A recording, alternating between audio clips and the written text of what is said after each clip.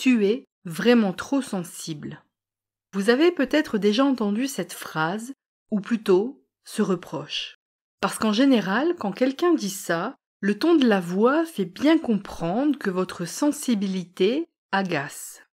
Alors aujourd'hui, on va se donner 10 minutes pour comprendre ce qu'est la sensibilité et surtout remettre les pendules à l'heure pour ne plus culpabiliser d'être sensible.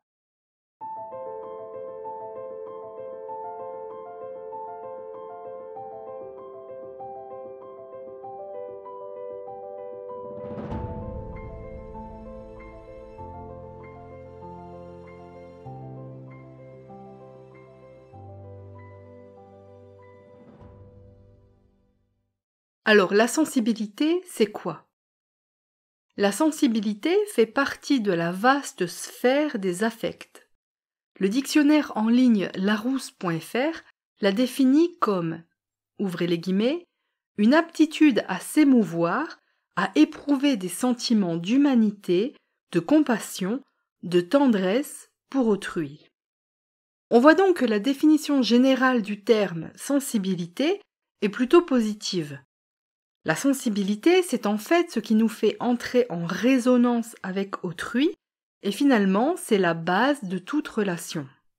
La sensibilité, c'est un continuum. Ça va du fait dramatique d'en être dépourvu à ce qu'on appelle l'hypersensibilité. Sans sensibilité, il n'y a aucune relation authentique à l'autre.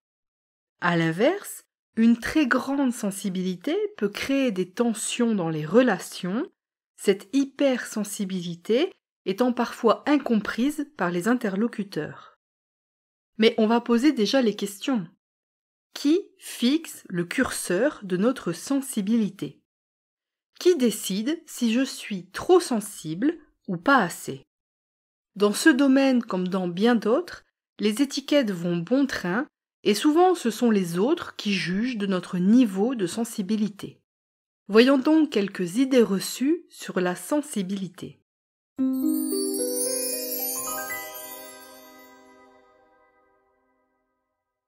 Alors la première idée reçue, c'est de confondre sensibilité et sensiblerie. La sensibilité, ce n'est pas la sensiblerie. Et cette nuance est très importante à établir pour marquer une limite claire entre les deux termes.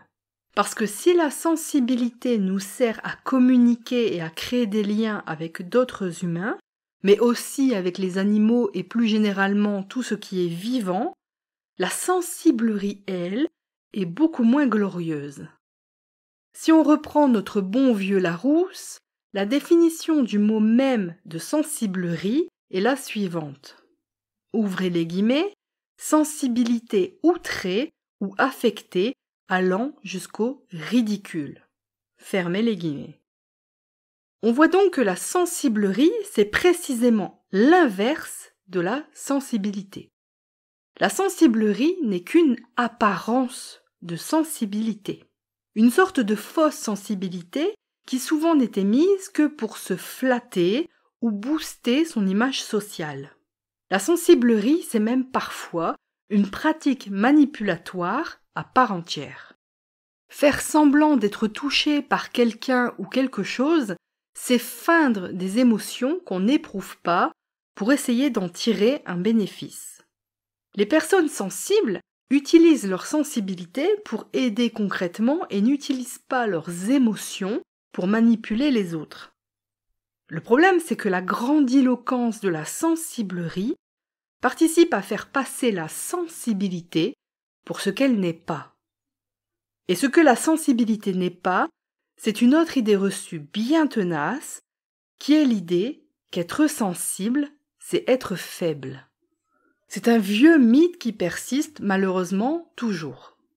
Même si la société change progressivement de regard sur la question de la sensibilité, cette notion reste associée à l'idée qu'être sensible, c'est ne pas être suffisamment endurci, ne pas être suffisamment fort. Mais c'est quoi être fort ? C'est quoi être suffisamment endurci ? En réalité, derrière l'idée de force, on a souvent tout un tas de stéréotypes. La force serait le fait de savoir encaisser tous les coups durs sans broncher, sans émotion, ou si émotion il y a, de savoir les empêcher. Derrière l'idée de la force, il y a surtout un sacré déni. Les gens qui se cachent derrière la notion de force pour reprocher aux autres leur sensibilité, toujours trop grande évidemment selon leurs critères, ne font que nier un état de fait. La sensibilité fait partie de l'être humain et elle est essentielle à toute relation humaine. On l'a vu au début de cet épisode, sans capacité à être sensible, nous ne pourrions jamais entrer en communication et encore moins établir des relations avec les autres. Comme on l'a vu, la sensibilité, c'est un continuum. Et certaines personnes sont-elles dépourvues de sensibilité.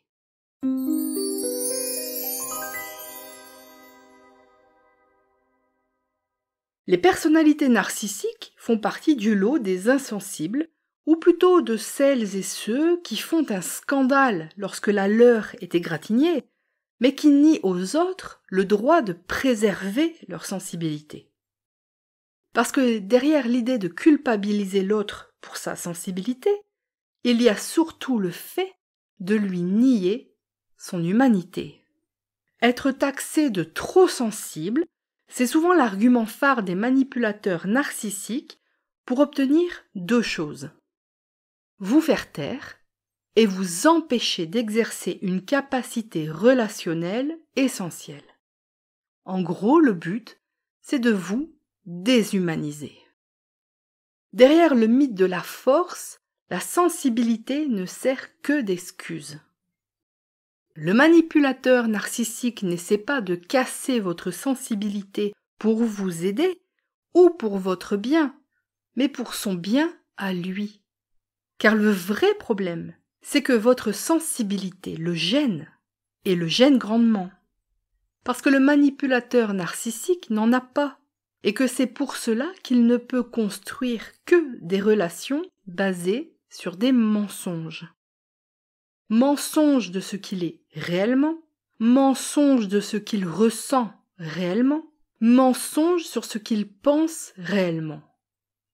Les relations du manipulateur narcissique ne sont que des fausses relations, même lorsqu'elles paraissent solides. On sait à quel point ils savent jouer de leur belle image sociale pour s'attirer la sympathie, mais pour réussir leur tour de passe-passe, ils doivent constamment mettre un masque, dissimuler ce qu'ils sont réellement. Leur relation repose donc essentiellement sur des mensonges. Alors évidemment, ils ne peuvent pas accepter que les relations des autres reposent sur une vraie et authentique sensibilité d'humain à humain.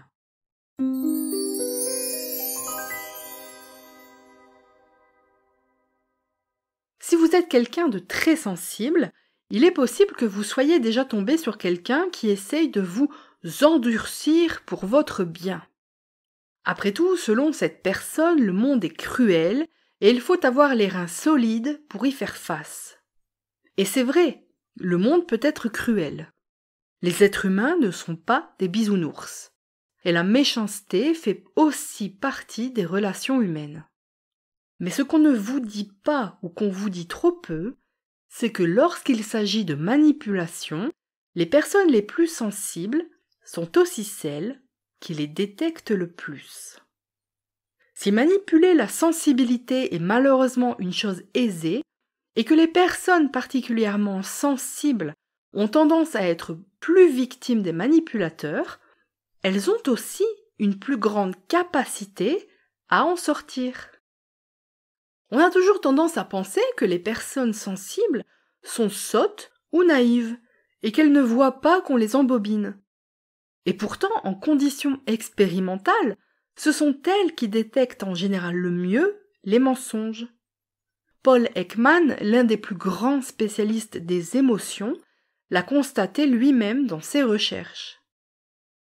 Alors, ça peut paraître un contresens total. Et c'est d'ailleurs contraire à ce que la majorité des gens pensent. Mais quand on y réfléchit, ça a quand même vachement de sens. Pourquoi ? Parce que pour détecter un bobard, il faut écouter. Il faut écouter non pas distraitement comme on le fait la plupart du temps, mais il faut écouter attentivement et activement. Et pour écouter, il faut prêter réellement attention à l'autre. Il faut avoir une relation authentique à l'autre. Et ce n'est que dans cette relation attentive à l'autre que les indices de mensonge vont être perçus. Alors ils peuvent être perçus de façon floue au départ, ils peuvent même être niés par la personne sensible qui va essayer de les minimiser ou de leur trouver un sens favorable, mais ils seront détectés. Ce ne sera qu'une question de temps avant que la personne puisse relier les points pour que le tableau complet apparaisse. Et pour cela, il est essentiel de faire confiance en sa sensibilité et surtout d'apprendre à l'écouter au lieu d'essayer de la faire taire.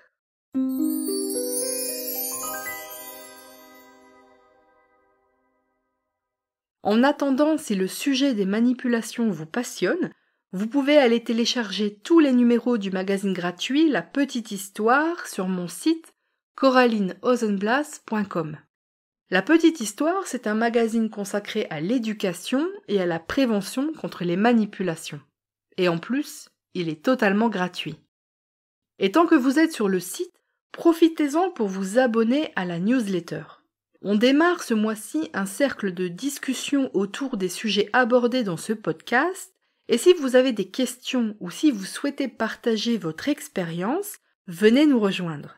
Si vous en avez marre que les manipulations dirigent votre vie, c'est sur coralineozenblas.com que ça se passe. En attendant de vous retrouver jeudi dans 15 jours, je vous remercie d'avoir écouté cet épisode et n'oubliez pas, un grand bobard commence toujours par une petite histoire.